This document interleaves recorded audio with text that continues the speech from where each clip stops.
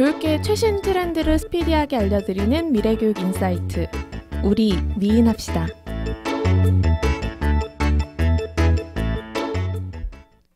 안녕하세요. 저는 교육공학계의 차기 셀럽 윤성혜입니다. 안녕하세요. 저는 교육공학계의 크리에이터 장지은입니다. 안녕하세요. 저는 교육공학계의 핵인싸 임현진입니다. 안녕하세요. 저는 첫 회부터 놀러온 임지영입니다. 드디어 모였네요, 저희가. 네. 사실은 이 팟캐스트를 진작부터 하자는 얘기를 했었는데 드디어 첫 회 녹음을 시작하게 됐습니다. 그렇습니다. 그러니까요. 반갑네요. 저희 자축의 박수라도 한번. 좋습니다. 뿜뿜뿜뿜. 잘하는데. 네. 그래서 오늘 지금 이거는 첫 에피소드이기 때문에 사실은 뭐 우리가 앞으로 이야기할 많은 주제들을 뭐 지금부터 시작하기는 어려울 것 같고, 우리가 왜 이거를 하게 됐는지, 그리고 각자가 어떤 부분에 지금 관심을 가지고 있는지 그런 소개들을 좀 해드리는 그런 시간이라고 이해를 하시면 될 것 같고요. 그래서 조금 자유롭게 자기소개를 아까 한 줄 멘트는 하기는 했는데 왜 그런 멘트가 나오게 됐는지 이런 해명하는 자리가 좀 필요할 것 같습니다. 네. 사실 제가 차기 셀럽이라고 말해놓고 이걸 해명할 기회가 없으면 되게 그렇죠. 무안할 것 같거든요. 그래서 우리 다 같이 좀 그 해명하는 자리를 가져보도록 합시다. 저부터 해야 되나요? 네. 네, 저는 차기 셀럽 윤성혜라고 말씀을 드렸고요. 일단 셀럽이 되고 싶은 윤성혜라고 보시면 될 것 같은데 부끄럽네요. 어떻게 얘기해야 될까? 일단 쭉 다 풀어놔 주시죠. 그렇습니다. 이제 저 같은 경우에는 어떤 소속이 있어서 뭐 월급 받고 일하는 사람이 아니기 때문에 어찌됐건 제가 어떤 활동을 하고 있고 이런 것들을 열심히 알리는 게 필요해서 이런 좀 셀럽이 되고 싶다라는 얘기를 한 거고요. 그리고 무엇보다 저의 또 롤모델이자 제가 굉장히 좋아하는 분이 송은이 씨이기 때문에 약간 좀 따라가고자 송은이 씨 이 방송 한번 들어주셨으면 좋겠습니다. 제가 그 인스타그램에서 애타게 소환했는데 오시지 않았습니다. 너무 바쁘세요. 네. 뭐 그런 의미가 있습니다. 그리고 크리에이터 어떤 의미이죠? 크리에이터는 요즘 크리에이터라는 말이 진짜 핫하잖아요. 요즘 많은 사람들이 크리에이터라는 말을 쓰는데 가끔 어떤 사람들이 도대체 쟤네들이 뭘 크리에이트 하는데 크리에이터라고 하냐라는 질문을 정말 많이 하시더라고요. 요즘에는 사실 이렇게 팟캐스트를 녹음하는 것도 크리에이터라고 하기도 하고, 그리고 기존에 우리가 유튜버들이라고 불렀었던 유튜버도 요즘에는 크리에이터라고 많이 부르잖아요. 그래서 저는 무엇을 크리에이터 할까 고민을 해보니까 제가 크리에이터 하는 분야는 미래교육 콘텐츠들을 크리에이터 한다. 이렇게 제가 저 마음대로 저를 정의했어요. 좋은데? 맞는 것 같습니다. 좋나요? 네. 인정. 사실 제가 학석박을 다 이쪽에서 이제 미래교육 콘텐츠들을 이렇게 만드는 고 기획하고 디자인하고 이런 일들을 했었는데, 제가 이거를 공부할 때는 저 같은 사람들이 별로 없었어요. 최근에 엄청 쏟아져 나오는 것 같더라고요. 그래서 빨리 내 스스로를 내가 이렇게 정의해야겠다. 조급함을 느꼈습니다. 네. 지금이라도 빨리 정의를 하는 걸로. 좋습니다. 그러면 아까 말씀하시길 학석박을 이 분야에서 계속 하셨다고 했는데 어떤 전공을 하신 거죠? 저는 또 계속 전공을 바뀌었어요.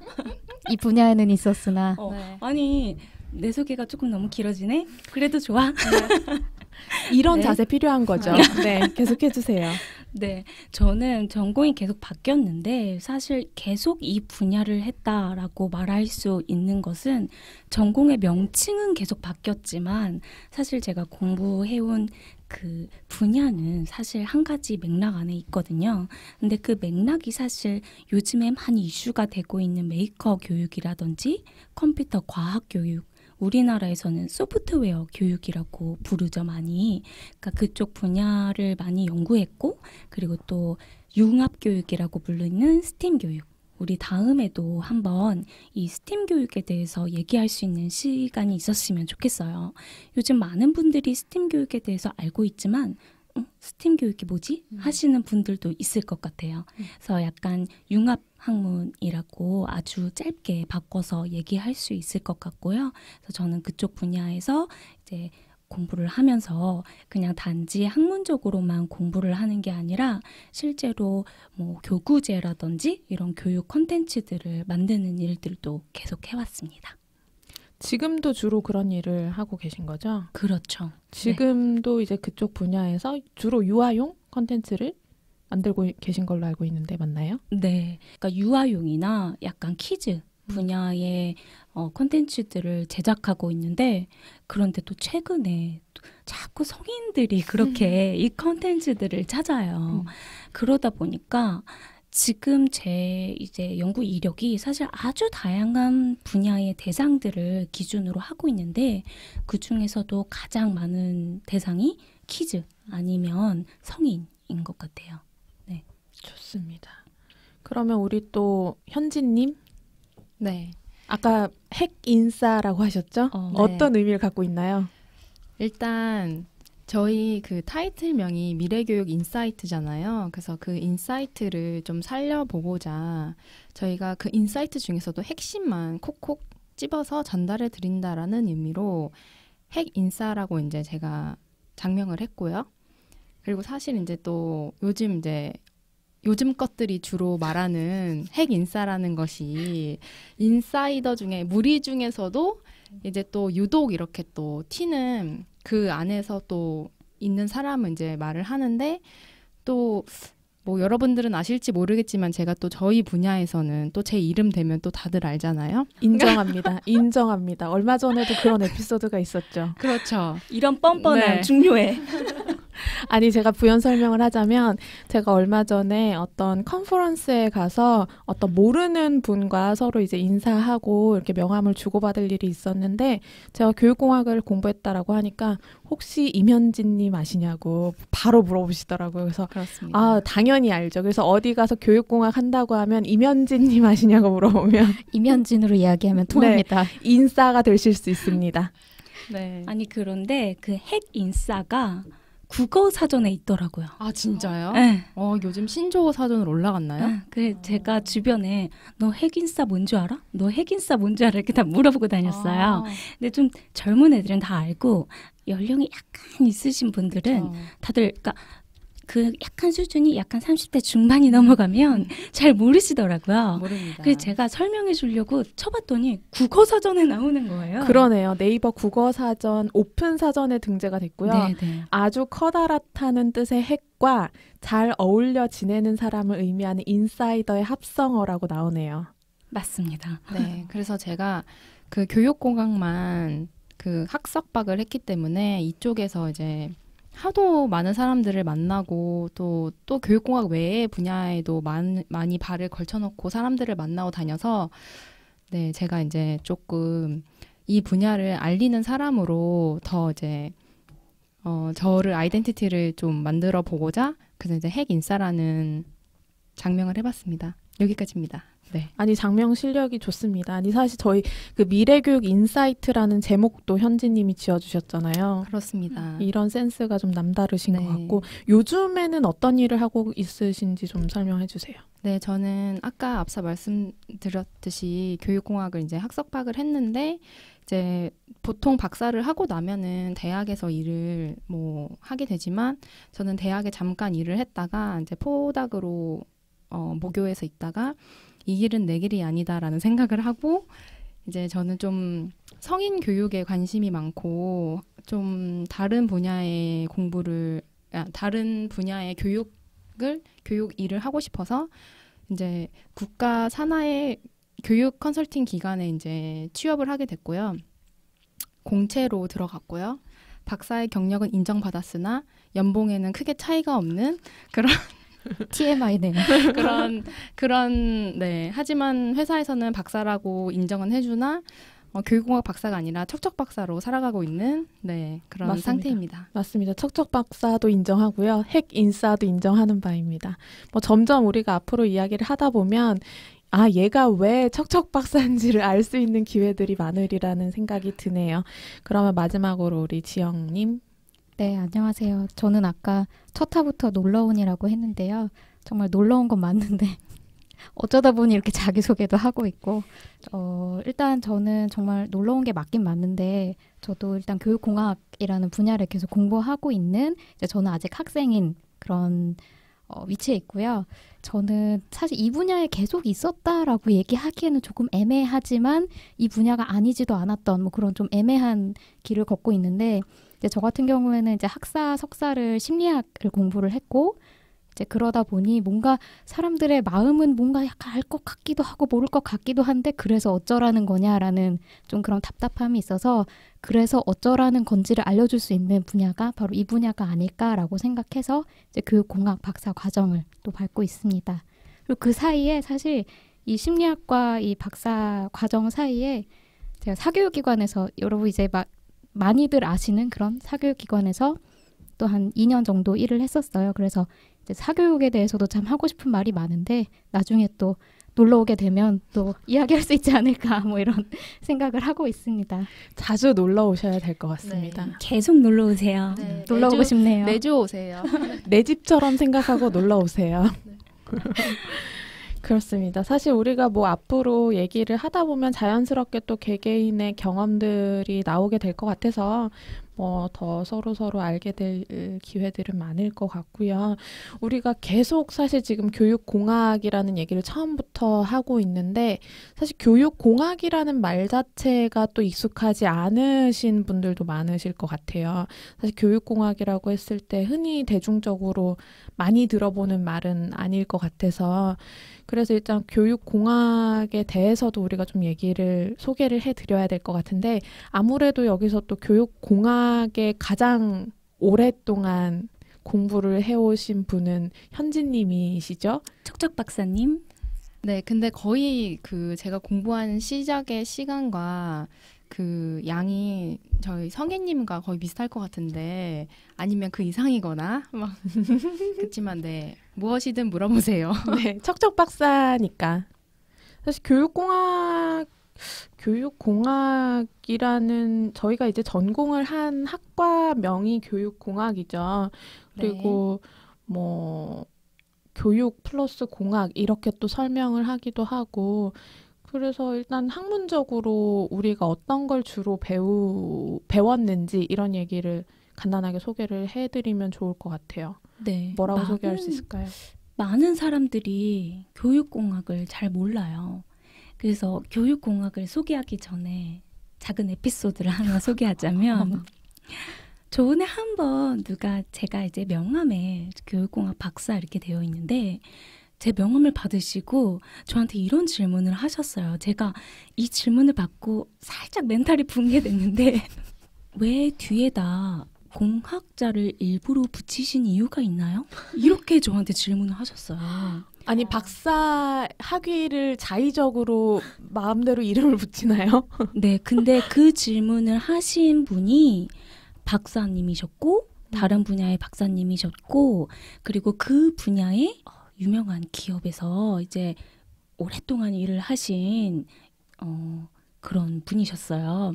그런데 이제 교육공학이라는 것이 너무 생소하니까 얘가 교육학 전공을 하고 요즘에 공학이 트렌드니까 뒤에다 일부러 뭔가 자기를 어필하기 위해서 내가 붙였나 보다 이렇게 생각을 하셨던 것 같더라고요. 그 정도로 개념 없는 사람들은 아닙니다, 저희가. 그래서 제가 살짝 이렇게 멘탈이 붕괴된 뒤 다시 정신을 차리고 이것은 제가 붙인 것이 아니라 이런 학문이 있습니다. 저는 교육공학과를 나왔습니다. 이렇게 말씀을 드렸더니 소스라치게 놀라시더라고요. 이런 게 있었어? 이렇게 네. 하셨나 보네요. 네네. 그러니까 정말 많은 사람들이 모르는 것 같고 실제로 제가 교육공학을 전공했다고 했을 때 가장 많이 받는 질문이 교육공학이 무엇을 하는 학문이냐 이 질문을 제가 가장 많이 받는 것 같아요. 그리고 진짜 저도 뭐 교육공학을 학부 때부터 공부를 하기는 했는데 저 같은 경우에는 교육공학을 복수 전공으로 선택한 케이스였고 사실은 교육공학과로 처음부터 입학을 한 학생들은 정말 그 질문을 많이 받았을 것 같아요. 교육공학이 뭐냐라는 질문을 대학교 1학년 때부터 수없이 많이 들어왔을 것 같은데 그런 거랑 좀 관련한 에피소드들이 있을까요? 현지님? 일단 그 교육공학이라는 이름 자체가 보통 공학은 엔지니어링이라고 말을 하는데 저희 교육공학은 영문명으로 하자면 Educational Technology가 되고요. 근데 왜 이제 이거를 기술이라고 안 붙이고 공학이라고 하느냐 이러면 저도 이제 딱히 드릴 말씀은 없어요. 근데 아주 오래전부터 그때는 이제 뭐 공학과 기술의 그런 분화가 이렇게 많이 뭐 대략 2차 세계대전 이후 말로 그때 좀 약간 네 이거는 재밌자고 한 얘기고 이제 1900년대 초반에부터 이제 이 학문이 이제 태동을 하면서 사실 그 이전으로 이제 더 거슬러 그 뿌리 근원은 거슬러 가긴 하지만 아무튼 그때 당시는 이제 그렇게 이제 표현을 하던 것이 지금 이제 교육공학이라고 이제 굳혀진 것 같고 그리고 이제 공대는 아니고 저희는 사범대 안에 있고요.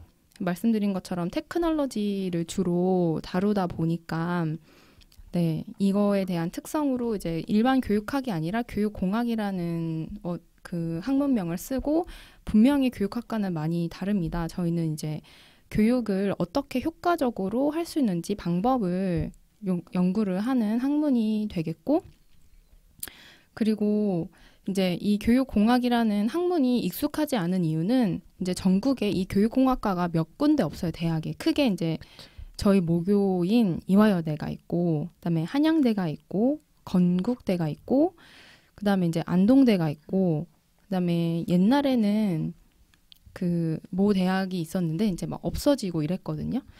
그래서 이제 그런 전공명을 많이 안 들어보시니까 이제 이런 게 굉장히 생소하다고 느끼실 것 같은데 사실은 학문은 굉장히 오래전부터 존재를 해왔고 근데도 이제 사실 모교에 이 교육공학이 있는데 저희 대학 내 교수님들조차도 교육공학이 어디에 있는지 모르시는 분이 계세요.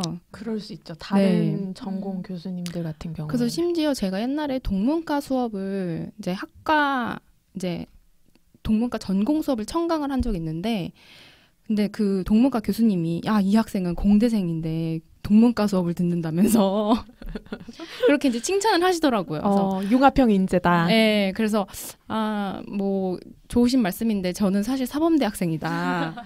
네, 그래서 같은 학교 내에서도 이제 저희 과를 모르시는 분이 계실 정도로 너무 이제 과가 알려지지 않아서 또 그래서 또 저희가 이렇게 팟캐스트를 하게 된 거 아니겠습니까? 맞습니다. 저희가 네. 그래서 셀럽이 되려고 하고 핵 인싸라고 주장을 하면서 이게 좀 교육공학 우리가 하고 있는 이 학문에 대해서도 좀 알려보자라고 하는 의미도 있죠. 그러니까 교육공학이라는 학문이 조금 특이하다고 할 수 있는 부분이 뭐냐면 사실 아까 지영님이 심리학을 학습을 했다라고 이야기를 했을 때 그 어느 누구도 심리학이 뭐 하는 학문이죠? 라고 물어보지는 않죠. 아무도 안 물어보죠. 그렇죠. 근데 이제 교육공학이라는 학문은 그런 질문을 상당히 많이 받고 그리고 저 같은 경우에도 최근에 좀 특이하게도 제가 학부에서 교육공학에 대한 강의도 하고 어쩌다 보니 심리학에 대한 강의도 하고 있는데요. 그 강의를 할 때도 조금 그 차이를 느끼게 되는 것 같아요. 교육공학이라는 과목을 할 때는 첫 번째 주 오리엔테이션을 하고 난 다음에 두 번째 주 한 주에 걸쳐서 교육공학이란 무엇인가에 대해서 소개를 합니다. 근데 심리학 같은 경우에는 심리학이란 무엇인가라고 하는 걸 한 줄로 그냥 이야기하고 넘어가거든요. 인간의 심리와 행동을 연구하는 학문이다. 이렇게 그냥 간단하게만 이야기를 하고 넘어가는데 교육공학 같은 경우에는 교육공학이 무엇인가, 그 정의가 무엇인가에 대해서 굉장히 오랜 시간을 걸쳐서 이야기를 해야 되기도 하고 그리고 또 그 교육공학의 정의를 발표하는 미국의 학회가 있잖아요. 기관이 있잖아요. ACT라고 하는데 ACT 같은 경우에는 교육공학의 공식적인 정의가 무엇이다 이렇게 발표를 하기도 하고요. 그리고 그 발표를 하고 나면 그 정의에 대해서만 정의와 논평이라는 책 한 권이 또 따라 나오는 수준으로 교육공학이 무엇인가에 대해서 스스로 저희가 많이 정리를 하고 알려야 되고 뭐 이런 부분들이 있는 것 같습니다. 근데 좀 간단하게만 이야기를 드리자면 어떻게 하면 우리가 학습을 잘할 수 있을까를 우리가 처방을 내려주는 학문이라고 보시면 그냥 뭐 큰 무리는 없지 않을까라는 생각이 듭니다. 사실 교육공학이라는 말은 좀 생소하시더라도 최근에 좀 이 교육 쪽에 관심을 많이 갖고 계신 분들은 에듀테크라는 말은 또 들어보셨을 것 같다라는 생각이. 앞으로 돈을 많이 벌 수 있는 분야가 에듀테크다 뭐 이런 얘기들 많이들 하죠. 그렇죠. 근데 교육공학이 아까 현진님 말씀해 주신 것처럼 에듀케이셔널 테크놀로지라고 말씀해 주셨잖아요. 그럼 에듀테크는 뭘까? 또 이 부분이 또 그 개념적인 충돌이 일어날 수 있는 지점인 것 같아요. 그 부분 좀 이야기를 해볼까요? 네, 지금 사실 어느 누구도 이거를 명확하게 정의한 거를 제가 못 본 것 같아요. 사실 뭐 저희과 교수님들은 에듀테크는 원래 교육공학이다라고 이제 얘기를 하시는데 사실 요즘 산업계는 제가 요즘 그 기업에 있다 보니까 이 산업계에서는 에듀테크라는 것 자체를 어떤 그런 교육과 이제 테크놀로지를 활용한 뭔가 이렇게 컨텐츠를 만들어서 서비스나 아니면은 컨텐츠를 이렇게 팔거나 하는 것에 대한 산업이라고 크게 보면은 이제 산업계를 의미하는 것 같아요. 그래서 뭐 가령 저희가 뭐 흔히 아는 뿅뿅 스터디 같은 이러닝 회사, 매뿅 스터디 있죠? 네, 그런 이러닝 회사 같은 거. 네. 뭐 아니면은 뭐 영어 교육 뭐 어떤 그런 뭐 모바일로 이제 교육할 수 있는 그런 회사들 아니면은 전체적인 이 시스템을 구축해주는 회사들 뭐 이런 것들이 다 혼재돼가지고 그냥 에듀테크라는 하나의 산업으로 이제 설명이 되는 것 같아요. 그래서 저희가 이제 이것들을 조금 교육공학의 정의와 이제 에듀테크의 정의를 좀 한번 같이 여기서 정리를 해보면 어떨까라는 생각을 하게 되었습니다. 저도 여기서 한 가지 하고 싶은 말이 있는데 그러니까 제가 생각했을 때 에듀테크의 테크와 에듀케이셔널 테크놀로지에서 얘기하는 테크놀로지는 좀 다른 것 같거든요. 그러니까 저는 아직 이 분야를 공부하고 있는 학생이기 때문에 뭐 확신을 가지고 얘기를 한다기보다는 저의 생각을 풀어놓는 건데 그러니까 에듀테크를 얘기할 때 테크는 아까 말씀하셨던 뭐 예를 들어 어플리케이션 앱을 만들어서 판다던가 이렇게 얘기하면 좀 학문적이지 않은 단어일 수도 있지만 굉장히 좀 있어 보이는 뭔가 도구를 만들어서 그거를 활용하게 뭐 학습을 하게 시킨다던가 뭐 그런 것들을 그러니까 우리가 쉽게 상상할 수 있는 그런 것들이 에듀테크에서 얘기하는 테크 같아요. 근데 이제 저는 이 분야를 공부를 시작한 지 얼마 안 되는 학생으로서 자꾸 이렇게 미리 연막을 치시는 건가요? 연막 치는 게 이제 자꾸 습관이 되어가네요. 근데 이제 에듀케이셔널 테크놀로지라는 것이 무엇인가라는 걸 이 분야에서 처음 배울 때 이 테크놀로지는 굉장히 많은 것들을 포괄하고 있는 굉장히 큰 것이다. 그래서 이제 어떤 교수님께서는 제가 배운 수업에서는 테크놀로지는 엔지니어링을 포함하는 단어다라고 말씀을 해주시더라고요. 그래서 이제 그 교수님은 이렇게 점점 깊게 들어갈 수도 있는데 테크놀로지의 테크가 사실은 그리스어 테크네라는 것에서 나왔다고 하더라고요. 그게 이제 아트와 크래프트가 뭔가를 만드는 것 전체를 이제 테크놀로지라고 얘기를 하는 거죠. 그렇기 때문에 만드는 행위도 에듀케이셔널 테크놀로지고 그러니까 만든 결과물을 가지고 뭔가 학생들이 공부를 하게 하는 것도 에듀케이셔널 테크놀로지고 그 학생들이 공부한 것을 내가 어떻게 더 잘 이해할 것인가라는 데서 테크놀로지를 활용하는 것도 에듀케이셔널 테크놀로지의 분야이기 때문에 에듀테크와 에듀케이셔널 테크놀로지를 같은 것으로 보기에는 좀 범위가 다르지 않은가 뭐 그런 생각을 하고 있습니다. 저도 정확하게 동의를 하는데 그 에듀테크라는 말은 최근에 뭐 4차 산업혁명이라는 얘기를 너무너무 많이 하고 있는데 사실 그런 측면에서 굉장히 매력적인 어떤 마켓이나 산업의 측면에서 되게 대두된 말이라는 생각이 들고요. 그렇기 때문에 이 에듀테크라는 거는 최근에 굉장히 우리가 관심을 많이 가지고 있는 뭔가 인공지능이라든지 로봇이라든지 뭐 빅데이터라든지 이런 최신의 어떤 테크놀로지를 교육적으로 활용하고자 하는 분야라고 볼 수가 있다면 사실은 진짜 그 교육공학에서 원론적인 에듀케이셔널 테크놀로지라고 할 때 테크놀로지는 정말로 그 방법론을 총괄하는 의미의 어떤 큰 그 개념이라고 볼 수가 있을 것 같고 그렇기 때문에 교육공학적인 처방은 요즘 얘기하는 팬시한 테크놀로지를 안 쓰는 것도 가능한 거죠. 그러니까 오히려 훨씬 더 범위가 크다고 볼 수가 있을 것 같고 오히려 그렇기 때문에 교육이라는 어떤 큰 목적을 달성하기 위해서 다양한 방법론을 취할 수 있는 반면에 에듀테크는 요즘에 정말로 산업계에서 많이 또 이런 최신의 테크놀로지를 활용한 어떤 컨텐츠 혹은 미디어 이런 것들을 이야기를 하는 것 같습니다. 이 실제로 에듀케이셔널 테크놀로지를 우리 학문에서 이 용어를 계속 사용하고 있었잖아요. 근데 여기서 또 한 가지 짚고 넘어가야 되는 점 중에 하나가 이 에듀케이셔널 테크놀로지가 길기 때문에 많은 학과들이 이걸 에듀텍이라고 줄여서 사용하고 있어요. 실제로 글로벌하게 전 세계적으로 이 교육공학, 우리가 학문이라고 일컫는 이 교육공학을 에듀텍이라고 지금 부르고 있는 학과들도 굉장히 많고 연구기관들도 굉장히 많다는 거죠.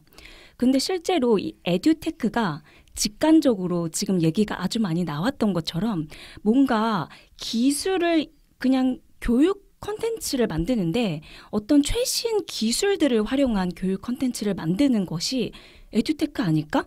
이렇게 산업계에서 이걸 굉장히 직관적으로 받아들여서 사용을 하기 시작한 거예요. 근데 사실은 이 교육공학은 되게 역사적으로 훨씬 더 큰 범위에서 우리가 사용하고 있었는데 우리가 아주 작은 범위에서 이거를 사용하고 있었고 아까 처음에 얘기 나온 것처럼 교육공학이 뭐 하는 거야? 이렇게 질문할 정도로 이 분야가 조금 작았는데 더 큰 산업계에서 이거를 테크놀로지를 활용해서 교육을 하는 걸 에듀텍이라고 다 부르다 보니까 이걸 먹어버린 거예요. 그렇죠. 저희는 그걸 활용해야 합니다. 저도 네. 근데 확실히 제가 이제 어디 가서 뭐 교육공학 공부하고 있어요라고 이렇게 얘기를 하면 다들 그게 무슨 학문이에요? 아까 말씀하셨던 똑같은 질문 저한테도 하시죠. 근데 저 그럴 때마다 한참 고민을 하다가 어느 날 혹시 그 영어 같은 거 배우는 어플 중에 뭐 듀 뿅뿅뿅뿅 뭐 이런 거 해보셨어요?라고 물어봐요. 그러면 요즘엔 되게 많은 분들이 알고 계시는데 그런 거 만드는 학문이에요. 이렇게 그냥 설명을 하면 대충 그런 거 이러시더라고요. 그러니까 약간 분명 에듀테크와 에듀케이셔널 테크놀로지가 다르다는 건 알지만 저도 제 분야를 설명하기 위해서 에듀테크를 가지고 올 수밖에 없는 좀 그런 상황이 어쩔 수 없이 생기긴 하더라고요. 네, 그래서 확실하게 우리가 한 이 교육공학이라는 학문과 에듀테크가 좀 다른 특성을 가지고 있고 에듀테크가 우리가 하고 있는 이 교육공학 안에 있는 조금 더 작은 협소한 부분인 것 같아요. 그렇지만 이것이 명백하게 다르고 이것을 교육공학이라고 말을 하는 것은 에듀텍이라고 말을 하고 이걸 같이 보는 것은 틀리고 잘못 사용하고 있는 거야 라고 하기에는 아직 너무 많은 사람들이 이것을 혼재해서 사용하고 있고 그 혼재해서 사용하고 있는 기관들, 교육기관들이나 이런 것들이 굉장히 글로벌 기업들이나 그런 학교에 있는 연구재단이나 연구소들이 그것을 교육공학을 에듀텍으로 줄여서 사용하고 있는 경우가 너무 많아서 아직은 조금 혼재돼서 그것이 같이 막 섞여 있는 그런 상태인 것 같아요. 맞아요. 그러니까 교육공학을 에듀케이셔널 테크놀로지를 에듀테크라고 이렇게 줄이기도 하고 또 한편으로는 에드테크 그렇게 줄이기도 하고 그런 것들이 되게 혼재되어 있는 상황에서 우리나라 산업계에서 주도적으로 뭐 우리나라뿐만 아니라 이제 글로벌 산업계에서 주도적으로 에듀테크라는 용어를 적극적으로 좀 사용하게 되면서 오히려 그 전통 있는 교육공학보다는 에듀테크라는 말이 훨씬 대중적으로 많이 알려지게 된 그런 상황이라고 정리를 해볼 수가 있을 것 같네요. 좋습니다. 쏙쏙 이해가 되네요. 네. 그런가요? 그러니까 에듀텍이라는 말을 가장 많이 사용하시는데 아까 전에 이제 새로운 용어가 나왔는데 에드텍이라는 말도 정말 많이 요즘에 많이 사용을 하더라고요. 저는 광고하는 건 줄 알았어요. 처음에 들었을 이게 때. 발음이 우리 한국인이 했을 때 같게 들리는 건가요? 그 원어민은 다른가요? 원어민이 안 돼봐서 모르겠네요. 네, 저도 원어민이 아니라서 모르겠는데 일단 발음상으로는 그게 저도 떠오르긴 하더라고. 광고의 에드가. 근데 그렇게 쓰더라고요. 에듀테크 U를 빼가지고. 실제로 그 무크 컨텐츠들 중에 그 에드자 붙는 것들 굉장히 많은데 그 에드자가 실제로 에듀케이셔널 그 줄여서 쓰는 말이고 이게 우리나라에서만 쓰는 말이 아니라 실제로 찾아보니까 뭐 해외 여러 국가에서 에듀를 이제 에드로 많이 줄여서 사용하더라고요. 네. 저도 사실 뭐 학교 다닐 때 이제 주로 약어는 그 교육은 ED로 많이 썼었고 그냥 그거는 너무 이제 당연하게 썼고 또는 뭐 에듀도 EDU도 그냥 당연히 교육을 지칭하는 말로 그냥 썼는데 이런 약어들이 자꾸 난무하는데 그 학과의 정의가 이제 많은 사람들이 모르는 상태에서 이 약어들이 막 자꾸 나오니까 혼란스러운 것 같아요. 어쨌든 저희의 결론은 요즘 이제 사람들이 흔히 말하는 에듀테크는 어찌 보면 교육공학 안에 있는 하나의 그런 분야다라고 생각을 해주시면 조금 이해가 편할 것 같고 다만 요즘 얘기했던 시대적인 트렌드에 의해서 교육공학이라는 학문이 그 에듀테크라는 분야로 더 널리 알려지게 되기 때문에 이건 어찌 보면은 저희한테 기회인 것 같아요. 교육공학을 더 알릴 수 있는. 그래서 저희는 그 요즘에 에듀테크라는 그런 산업 분야를 굉장히 교육 비전공자들이 많이 들어와서 맞습니다. 이 생태계를 약간 교란시킨다고 하기에는 조금 애매하지만 좀 근본 없이 네. 조심하십시다. 네, 조심하겠습니다. 네. 제가 경솔했습니다. 조금 이제 교육적인 그런 기초가 안 된 상태에서 뭔가 직관적으로 뭔가 그분들의 이제 직관으로 이렇게 컨텐츠를 만들다 보니까 어떤 거는 굉장히 효과적이지만 어떤 거는 또 비효과적인 부분도 있는 것 같아서 저희들이 좀 그런 부분들에 대해서 같이 고민을 해보면 좋겠다고 싶어서 네, 이런 주제를 꺼내게 된 것 같습니다. 맞아요. 네. 그러니까 사실 아까 그 위험한 발언이기는 하지만 사실은 교육 이 에듀테크 분야에 상당히 많은 지금 이게 성장하고 있는 시장이다 보니까 다양한 배경을 가진 사람들이 진입을 하고 있고 그런 것들이 오히려 또 시너지를 낼 때도 많고 그렇기는 하지만 저희가 이제 교육을 오랫동안 공부한 사람의 입장에서는 뭔가 그래도 교육적인 인사이트를 가지고 결국은 좀 이런 작업들을 해나갈 필요가 있지 않겠나라는 생각이 들었고 그래서 이런 것들을 좀 서로 이야기 나누고 이런 게 필요하지 않을까라고 해서 저희가 팟캐스트라는 매체를 선택하게 된 측면도 있죠. 그게 명확하게 반대의 입장도 또 있는 것 같아요. 그러니까 방금 정확하게 얘기한 것처럼 정말 다양한 배경의 사람들이 이 분야에 진입해서 이 연구를 하다 보니까 실제로 어떤 사람들은 지금 방금 말한 사례처럼 교육에 대한 베이스가 없는 사람들이 교육적인 인사이트를 가지지 않고 만들어내고 있는 컨텐츠들도 쏟아지고 있고 또 반면에 테크놀로지에 대한 이해가 너무 없는 사람들이 그 교육학 전공만을 가지고 교육적인 인사이트만을 가지고 어떤 콘텐츠를 만들다 보면 실제로 이게 이 테크놀로지가 가지고 있는 장점이나 단점이나 그리고 그 힘이나 파워나 이런 것들을 명확하게 파악하고 만들지 못하다 보니까 제대로 된 활용이 아니라 정말 전혀 역방향으로 이거를 활용하고 있거나 한 콘텐츠들도 막 쏟아져 나오고 있거든요. 네, 그래서 그 교육공학의 정의, 그 아까 말씀하신 ACT의 정의에 보면 교육공학은 뭐 여러 가지 뭐 앞에 붙는 수식어들은 많지만 윤리적으로 연구하고 실천하는 분야다라는 표현이 들어있는데 아마 그 부분이 좀 주목을 하면 에듀테크와 좀 에듀케이셔널 테크놀로지가 좀 상생하고 서로 보완해야 되는 부분이 아닌가 하는 생각이 드는 게 이제 조금 아까 이제 지은님이 말씀하셨던 그런 뭐 교육만 아는 사람, 뭐 테크놀로지만 아는 사람이 각 이런 분야에 참여했을 때 뭐 물론 저는 뭐 교육적인 효과가 있을 수도 있고 교육적인 효과가 없을 수도 있다라는 거는 뭐 정말 100번 양보해서 그럴 수 있다라고 생각을 하는데 정말 교육적으로 역효과, 나서는 안 되는 효과, 오히려 더 피해가 되는 효과가 나타나서는 절대 안 된다라고 생각을 하거든요. 이것으로 특히 돈을 버는 일이라면. 맞아요. 그렇기 때문에 그런 부분에서 좀 에듀테크를 하는 사람들의 우리가 뒷받침을 해줄 수 있는 그런 부분이 좀 서로 도움을 줄 수 있는 부분이 될 것 같고 좀 그런 식으로 같이 좀 나아가는 게 맞지 않나 하는 생각이 듭니다. 네, 정말 동의하는 부분인 것 같아요. 그래서 실제로 이런 것들을 잘못 사용하게 되거나 제대로 이것에 대한 인사이트를 가지지 않고 이런 콘텐츠들을 쏟아내게 되면 사실은 오개념을 가르치거나 정말 역효과를 불러일으키는 그런 콘텐츠들이 만들어질 수 있는 것이거든요. 그래서 사실 아까 전에 그 정의 부분도 이 교육공학만의 또 특별한 매력이 있잖아요. 다른 학문의 정의가 이렇게 많이 업데이트 되고 이렇게 자주 바뀌나요? 심리학이 정의가 바뀐 적이 있나요? 심리학은 뭐 철학이라고 보는 게 네, 맞겠죠. 네.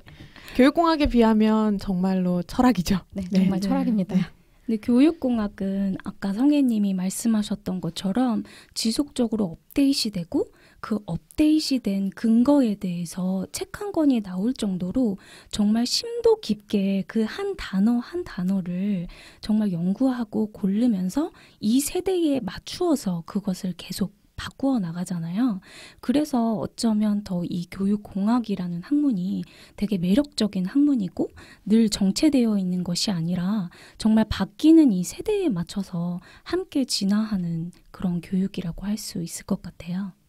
저희가 지금까지 얘기를 하다 보니까 무슨 교육공학 전도사 느낌이 지금 많이 나는데 사실은 저희가 앞으로 할 이야기들은 이렇게 막 무거운 이야기들만 하려고 하는 건 아니었고 그래서 사실은 저희 팟캐스트 제목 자체도 교육공학이 전면에 드러나지는 않잖아요. 미래교육 인사이트 미인합시다 이렇게 좀 가볍게 지어봤는데 이게 또 저희가 늘 평소에 갖고 있었던 교육공학에 대한 좀 억울함, 사람들의 인식에 대한 좀 답답함 이런 게 있다 보니까 좀 성토 자리가 주로 된 것 같은데 사실 앞으로는 조금 더 가벼운 주제들도 많이 다룰 거고 그리고 상황에 따라서는 저희가 아무래도 그래도 좀 학계에서 공부를 했던 사람들이기 때문에 조금 최근에 이슈가 되고 있는 혹은 좀 한번 리뷰를 해보면 좋을 것 같은 연구들도 좀 쉬운 말로 소개해드리고 뭐 이런 시간들을 가져보면 좋을 것 같다는 생각이 듭니다. 그래서 너무 사실 지금 저희 방송을 만약에 나중에 들으시는 분들이 교육공학을 공부하시는 분이 이거를 듣는다라고 하면 너무너무 공감을 많이 하실 것 같고요.